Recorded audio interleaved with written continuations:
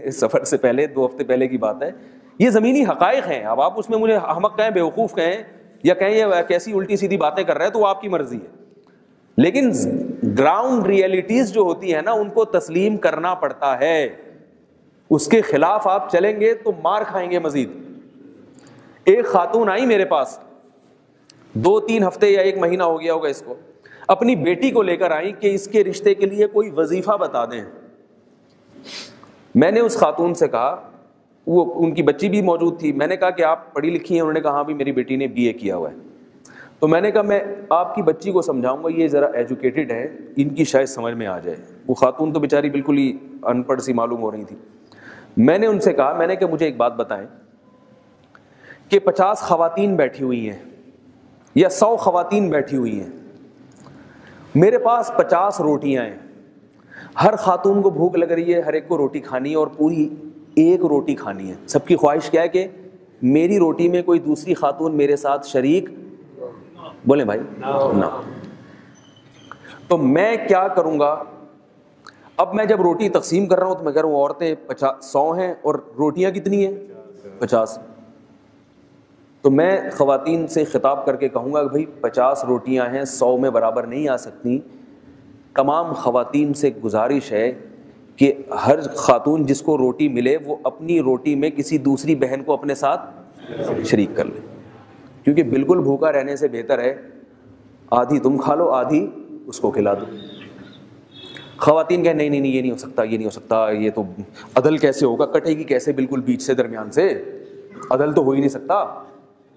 کہیں تھوڑی اس کے پاس زیادہ روٹی چلی گئی, میرے پاس کم آ گئی, یہ تو قیامت میں اللہ نے کیا حکم دیا, جو عدل نہیں کرتا اس کے تو جہنم ہے.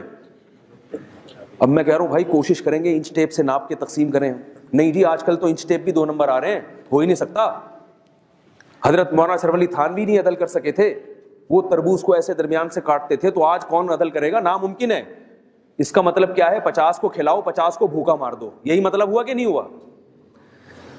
بہت مشکل ہے سمجھانا, کیا کریں. تو میں نے اس خاتون سے کہا کہ میں نے کہا میں وہ 50 روٹیاں آپ کی اس تحریک سے متاثر ہو کر کہ دوسرا شریک نہ ہو, میں نے 50 خواتین کو دے دی اور باقی 50 بیٹھی ہوئی ہیں.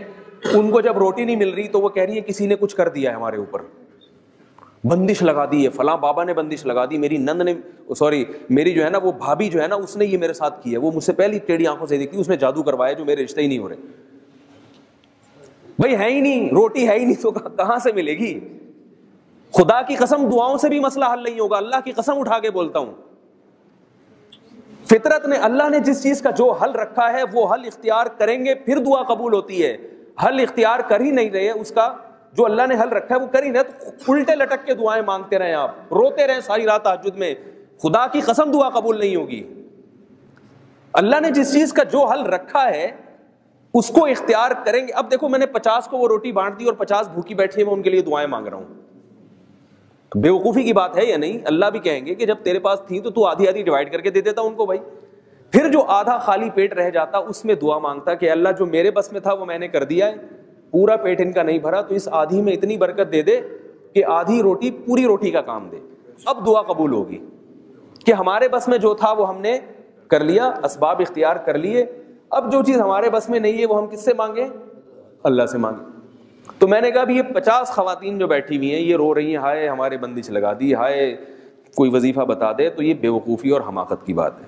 تو میں نے اس خاتون سے کہا کہ آپ کو کنوارا نہیں مل رہا, ٹھیک ہے نا, تو ایسا کر لیں کوئی شادی شدہ جو ذرا ذمہ دار ہو, جو ذرا سمجھدار ہو, آپ سمجھتی ہوں, تو اس کی دوسری وائف بن جائیں.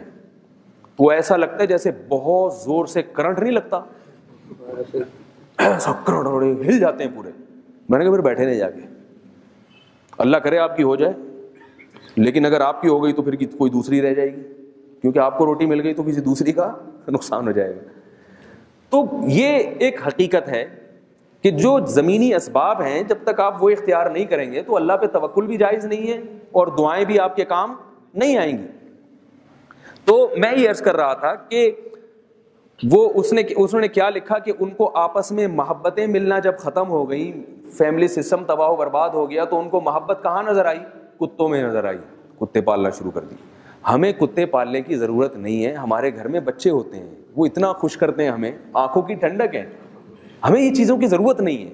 ہمارے ہاں دادا اور نانی کے پاس پوتے نواسوں کی ہول سیل کے حساب سے ایک تعداد ہوتی ہے, ٹھیک ہے نا.